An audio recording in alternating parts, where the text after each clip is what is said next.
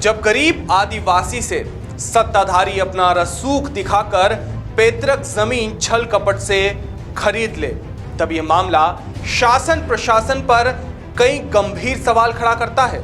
ऐसा ही एक मामला सामने आया है जशपुर से, जहां पर राष्ट्रपति के दत्तक पुत्र कहे जाने वाले पहाड़ी कोरवाओं ने सत्ता पर आसीन मंत्री के बेटे पर लगाया है आरोप। फरियादी ने शिकायत जिला प्रशासन से की है। आखिर क्या है यह पूरा मामला, देखिए शासन प्रशासन की पोल खोलती हिंदुस्तान पद की एक खास खबर, न्याय चढ़ा भ्रष्टाचारी की भेंट। छत्तीसगढ़ के मंत्री अमरजीत भगत के बेटे पर जमीन खरीद फरोख्त का आरोप लगाया गया है। राष्ट्रपति के दत्तक पुत्र माने जाने वाले विशेष पिछड़ी जनजाति के पहाड़ी कोरवाओं ने मंत्री के बेटे पर गंभीर आरोप लगाते हुए बताया कि बिना जानकारी के उनके पिता को छल कपट कर घर से उठा लिया गया और रजिस्ट्री करवा ली गई। मामला जशपुर जिले के गुटुकिया हर्रापट गांव का है। गौरतलब है कि पहाड़ी क्षेत्रों में अत्यंत गरीबी और कठिनाई से अपनी पुश्तैनी जमीन पर कृषि कार्य कर जीवन यापन कर रहे पहाड़ी कोरवा से सत्ता का रसूख दिखाकर जमीन को अपने नाम करवा लिया गया। फरियादी का आरोप है कि मनोरा तहसील अंतर्गत उनकी 24 एकड़ 88 डिसिमिल पुश्तैनी जमीन को बिना उनकी अनुमति के खरीदा और बेच दिया गया है। हमर जमीन के ठीक ठुका हमके दस्खत करो दे नहीं उसने कहना हमर जिए कर जमीन रहा का जियो हमें बताए ना कि अमरजीत भगत कर बेटा हर के है ना, तो हमें तो नाव ना गाँव के कोई जानिए नहीं खींचा। हमर जमीन के हमर माए बाप के ठीक के लिए आनल जे दिन मैं भी घरे रहलो वो दिन में, लेकिन मौके भी नहीं बताल। मैं पूछ देखलो और ये लेके सफ़ेद गाड़ी में बैठा लें ढप ढिप करके कखो नहीं बता लें और जगले आन लें, लेकिन बाद में चलो था कि नहीं थोड़ जमीन बिक्री हुई गई। आशीष भगत अमरजीत कर बेटा हर कहथिन अब ओके सब सुनो थी वही लिए है कहथिन का चाहती तो हमें ज़मीन के वापस चाहो थी और हमें हमके पैसा नहीं चाहिए। एक दो मुठा जे भी कमाई खीर वह हमारे लिए सब कुछ है, रुपया भी पैसा भी धन भी। वहीं इस मामले में जशपुर जिले के कानूनी सलाहकार राम प्रकाश पांडेय का कहना है कि धारा 170 ख सभी पर लागू होता है। संविधान की 5वीं अनुसूची में जशपुर जिला शामिल है। यहाँ अनुसूचित जनजाति कृषि भूमि के क्रय विक्रय पर पूर्ण रूप से प्रतिबंध लगा हुआ है। अगर कोई आदिवासी किसी आदिवासी से जमीन खरीदता है तो समक्ष अधिकारी के परमिशन लेना जरूरी होता है। यहाँ यह भी देखना पड़ता है कि जो जमीन बेच रहा है उसके पास खेती करने के लिए और जमीन है या नहीं। दूसरा पहलू यह है कि कोई भी शासकीय कर्मचारी कोई संपत्ति अर्जित करता है तो इसकी परमिशन अपने उच्च अधिकारियों से लेना पड़ती है। एक शिकायत पत्र 9 तारीख को कार्यालय में प्राप्त हुआ है, जिसमें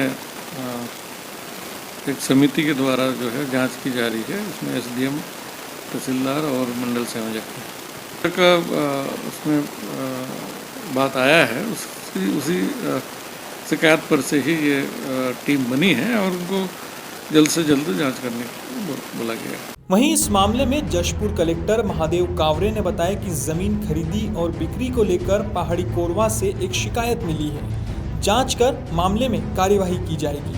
कि छत्तीसगढ़ भू राजस्व संहिता की धारा 170 ख में बिल्कुल स्पष्ट कानूनी प्रावधान है कि प्रत्येक ऐसा व्यक्ति जो किसी आदिम जाति के व्यक्ति की भूमि को खरीदता है या उसके कब्जे में आता है तो उसको विहित प्रारूप में एसडीएम को सूचना देना होगा और जांच कराना होगा कि उसने उसके साथ छल कपट नहीं किए। इसमें आज तक ऐसा होता रहा है कि 170 ख को गलत ढंग से परिभाषित करते रहे हैं लोग। कई ऐसे न्यायालय भी हैं जो इसकी परिभाषा गलत ढंग से करते रहे हैं। उसमें ये कहा मान्यता बन गई है कि 170 ख सिर्फ उस व्यक्ति के ऊपर लागू होगा जो किसी आदिवासी की ज़मीन को कोई गैर आदिवासी खरीदा हो, जबकि कहीं भी ऐसा कानून में प्रावधान नहीं है। कानून ने कहा है कि प्रत्येक उस व्यक्ति को जो आदिवासी की ज़मीन खरीदता है उसको इस कानून के दायरे से गुजरना होगा।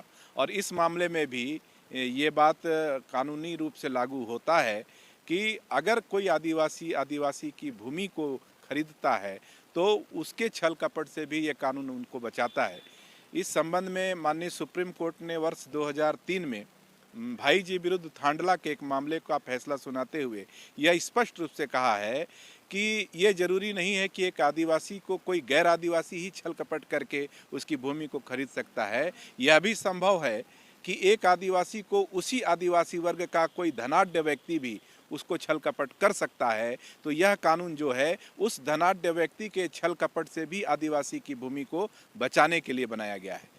तो इस मामले में स्पष्ट रूप से यह धारा लागू होती है और जिला प्रशासन को स्वयं संज्ञान लेकर के, चूंकि मामला विशेष पिछड़ी जनजाति पहाड़ी कोरवा का है, इसलिए जिला प्रशासन को संज्ञान लेकर के इस मामले को चलाना चाहिए। कि जज है या नहीं है इस संबंध में तो मुझे जानकारी नहीं है, लेकिन भारत में एक कानून है सिविल आचरण संहिता का। भारत में यदि कोई व्यक्ति चपरासी भी है तो उसके लिए भी एक निर्धारित सीमा है कि वो कोई भी चल अचल संपत्ति यदि खरीदता है तो अपने वरिष्ठ अधिकारी को इसकी सूचना देगा, और यदि उसने इसकी सूचना दिए बगैर खरीदा है तो ये माना जाएगा कि उसने कहीं भ्रष्टाचार के रूप में उस संपत्ति को ग्रहण किया है। और चूंकि अगर न्यायाधीश कोई ज़मीन खरीदते हैं और इतनी बड़ी मात्रा में अगर खरीदते हैं तो संभव है कि इस संबंध में उनको हाईकोर्ट को सूचना देना चाहिए, अपने अधिकारी को सूचना देना चाहिए, और यदि नहीं दिया गया है तो यह भी एक गंभीर मामला है। प्रदेश के सत्ताधारी खाद्य मंत्री अमरजीत भगत ने अपने बेटे पर लगे आरोपों को निराधार बताया है। उन्होंने इस मामले को विपक्ष की ओर से बदनाम करने की साजिश बताते हुए कहा कि कानून के अनुसार कोई भी व्यक्ति कहीं भी जमीन खरीद और बेच सकता है। पूरे हिंदुस्तान में बाय लॉ इंडियन कॉन्स्टिट्यूशन में जो दिया हुआ है कि हिंदुस्तान के किसी भी कोने में कोई भी व्यक्ति चाहे तो संपत्ति खरीद सकता है। इसमें किसी को पसंद हो तो, नहीं पसंद हो तो, चाहे आरोप लगाने वाले मेरे से चुनाव भी हारे हों तो उनका व्यक्तिगत वो कुंठा हो सकता है, लेकिन कोई कुछ कहेगा इसके चलते, या मेरे परिवार से जुड़े हुए कोई व्यक्ति या कोई मेरा पुत्र हो, पत्नी हो, कोई परिवार का सदस्य हो, वो कुछ विरोधी आरोप लगाएंगे, इस डर से हम कुछ ना करें तो उचित नहीं न है। और जो पूछना होगा तो जो संबंधित विभाग है वो पूछेगा।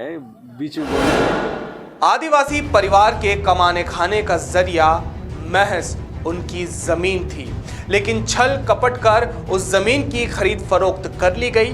अब पीड़ित परिवार जिला प्रशासन से न्याय की गुहार लगा रहा है। वहीं मंत्री जी इस मामले को विपक्ष की साजिश बताकर अपना पल्ला झाड़ रहे हैं। बहरहाल न्याय की तलाश में राष्ट्रपति के दत्तक पुत्र भटकते हुए नजर आ रहे हैं। अब देखना होगा कि कब इन पहाड़ी कोरवाओं को इंसाफ मिल पाता है। तब तक देखते रहिए हिंदुस्तान पथ, हिंदुस्तान की आवाज।